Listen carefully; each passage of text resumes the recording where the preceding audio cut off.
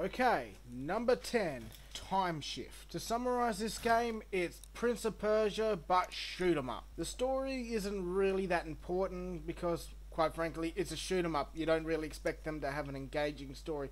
But the controls of everything of this game was phenomenal. Fast forward, rewind, pause time, you name it, you can do it. It has a wide range of selection of weapons as well. A lot of different enemies. It's probably not the best shooter I've ever played. Doom 3 probably holds up a bit better. But all in all, this game ranks number 1 in my shooters. For the main reason that you're not hiding behind cover the entire time like you would in Mass Effect or Gears of War or some other genre like that. Though I have to admit, the ending does suck a big ass. And I'm not kidding on that. It's got to be one of the worst endings I've ever seen in a game. But it does leave it open for a sequel, so I guess maybe that was the idea? If it was, I can forgive it.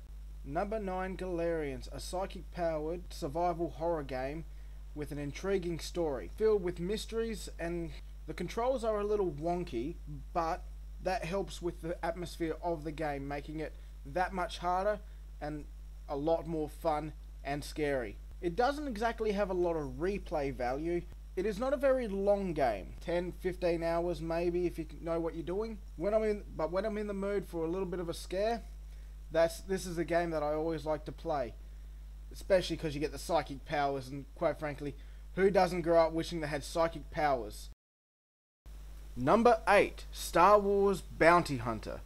Now this is a game that you want to play if you're a fan of Star Wars. It has awesome controls and an awesome story that makes you want to keep playing it to find out what's going to happen next. And hell, it's Boba Fett, the original Fett. That game is fun, but it does get a bit repetitive after a while, especially when it comes to the boss fights where you're just flying around in your jetpack shooting randomly. It's just very repetitive. The game could have had a few more difficulty settings, you know, making it harder to complete certain things, but all in all, I can't really find any faults with it that stand out. But this is a game that you want to chuck in if you ever want to just fly around the Star Wars universe, blasting the crap out of things with lasers.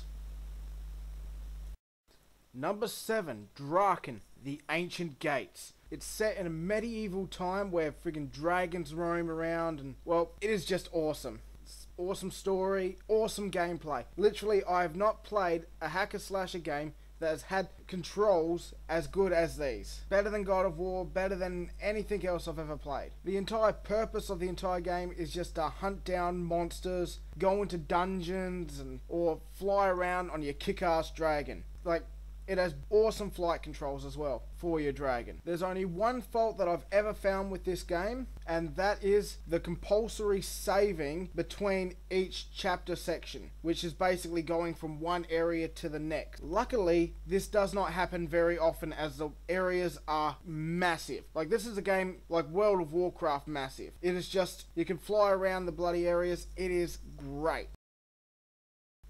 Number 6, Yugioh, the Duelist of the Roses. Now this game has two of my favourite things, anime and chess. Now, granted I'm a crappy chess player, but when it comes to children's cards games like Yugioh, that just mixing those two together is just awesome. I cannot explain this game too well. I'll just let the video show it a bit, but ultimately the game is a little bit slow, but in a nutshell, it is a fun strategy game, and it's got so much replay value. You can create new decks, fight different characters, go through it again as good or evil, depending on your choice you make at the start. It is a great mixture of anime, chess, and Yugioh. Number 5 is a game very close to my heart. Megaman Legends. Now, this game would normally be my number 2 on the list. However, I never owned a copy of it. I borrowed it, but I never owned it. In fact, I do not know how to get another copy of it, which I have tried for many, many years. The gameplay was phenomenal. Once you learned the controls, even though they're a little bit hard to get used to, once you got used to them, the game just flew. Like, awesome. I just cannot explain how good this game was. I love the game. I've played through it so many times, found all the rarest stuff on there, created the ultimate weapon, which is damn near impossible without spending at least 30 to 40 hours of play. Yeah, Like I said, it would normally be my number 2 on the list.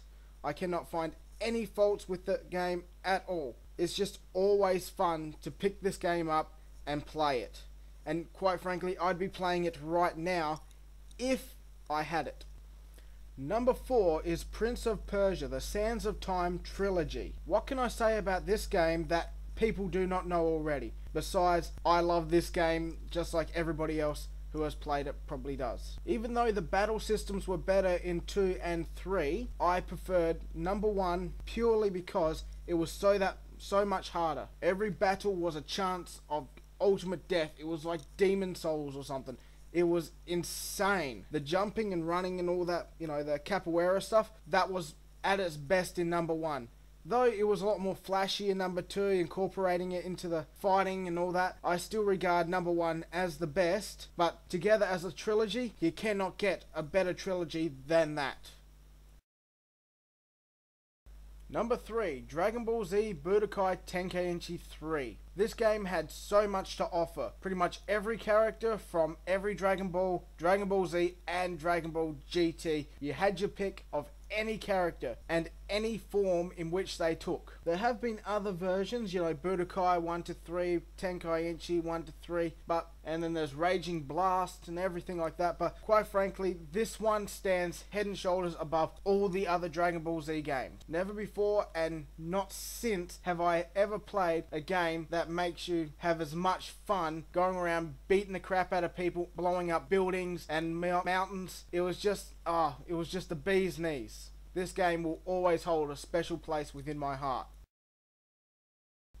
Number 2, Predator Concrete Jungle. Now what can I say about this game besides I freaking love it? And how couldn't you love it? You're a predator, you're going around hunting people that stole your technology over 100 years ago. And now you're sent back down to the friggin' earth to kill those people that stole your stuff. And of course to regain your honor. And maybe grab a few trophies. Now there were a few issues with this game. The camera, it was a bastard to say the least. But once you mastered the camera, the rest of the game, the controls, everything just ran like water. It was beautiful and very, very brutal. Quite frankly, I'm amazed in the fact that this game was ever actually made due to its completely blood-soaked awesomeness. And this is a game that proved that predators are the most awesome thing ever created.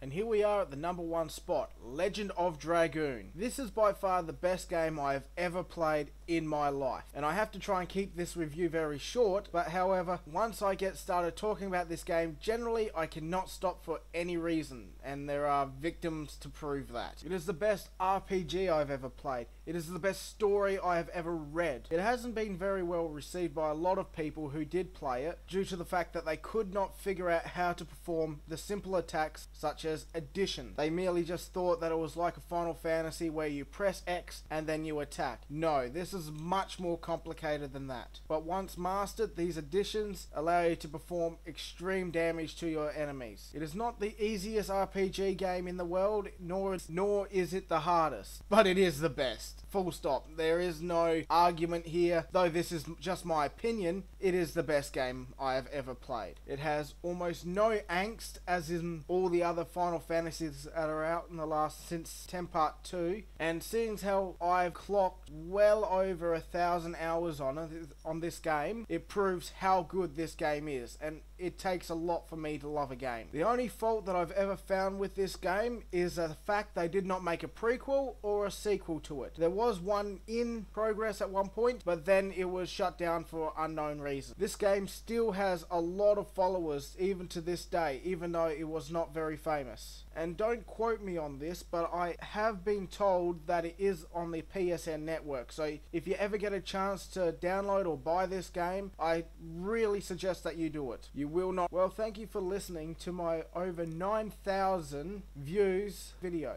If you'd like to comment on any of the games that I've mentioned, or like to comment on any of the games that are in your top 10 most nostalgic games, please do not be afraid to leave a comment down below in the comment box. This has been lavitzbass6666, signing off. I have studied Machiavelli, Aristotle, Gabe and Plato, yet you still equate my intellect to that of a potato. This place would fall apart without my ever watchful eye. They might tell you I'm a half-wit, it's a great big bloody lie. So don't call me a moron, I'm super astute. There is no conundrum that my core cannot compute. No, don't call me a moron, you fostered balloon. My IQ's the infinite space from here to the moon. My IQ's the infinite space from here to the moon.